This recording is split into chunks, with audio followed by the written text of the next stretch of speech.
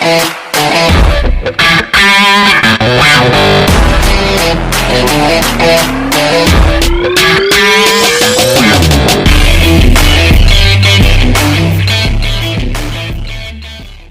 evening po mga kailyan. Kumusta na po kayo? Bale, almost 1 week po na walang vlog si Manong Ilocano mga kailyan. Kasi medyo nagkaroon po tayo ng konting problema. Bale, na-reassign po kasi ako mga kailyan.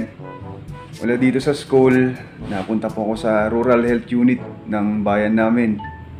Kaya matagal-tagal po akong hindi nakapag-upload kasi doon sa bago kong assignment, hindi na akong pwedeng maglibas-libas doon mga kailyan. Hindi ko na nagagawa yung ginagawa ko dati dito na sumasaglit-saglit sa pag-vlog. The situation is getting worse for me mga kailyan. Pero hindi ko po siya kino-consider na obstacle sa aking buhay mga kailyan.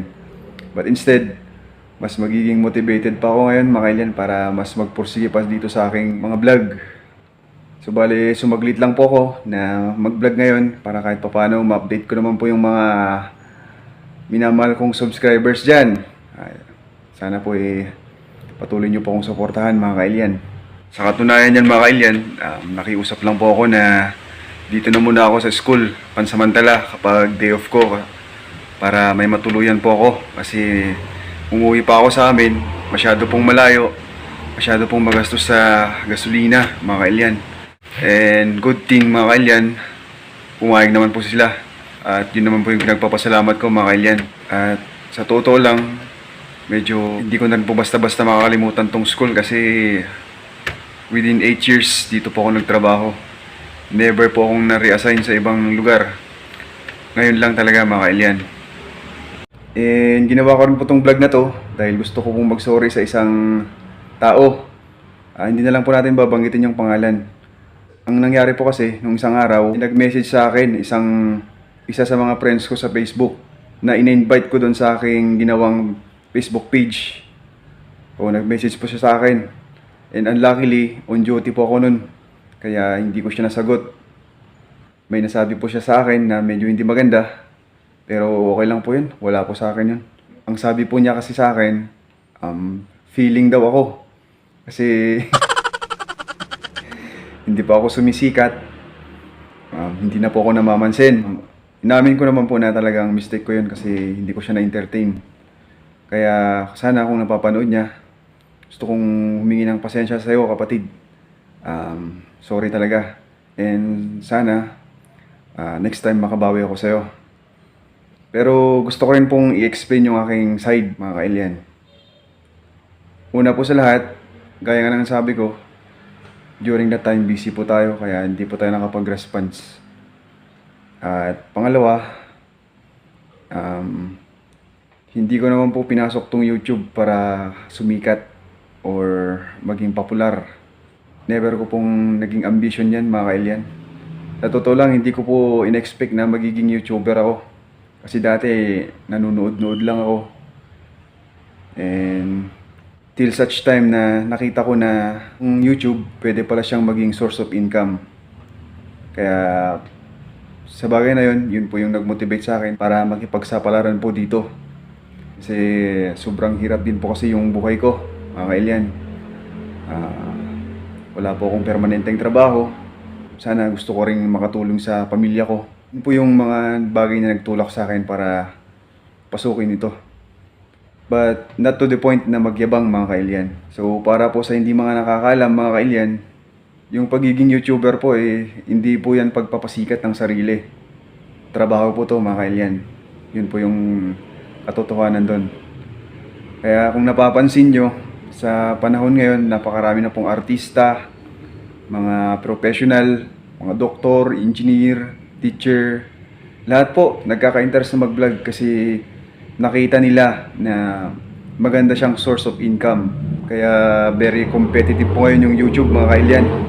At para sa akin na ordinaryong tao lang, wala naman pong nakakakilala. Sa totoo lang, sa 800 plus na subscriber ko mga kailyan, yung legit na subscriber ko lang dyan na nanonood sa akin, siguro mga around 60 or 70 lang sila. The rest, mga ka-collaboration ko na po yan. Mga kapwa ko po YouTuber yan. Kaya kung napapansin nyo, konti lang po yung views ko.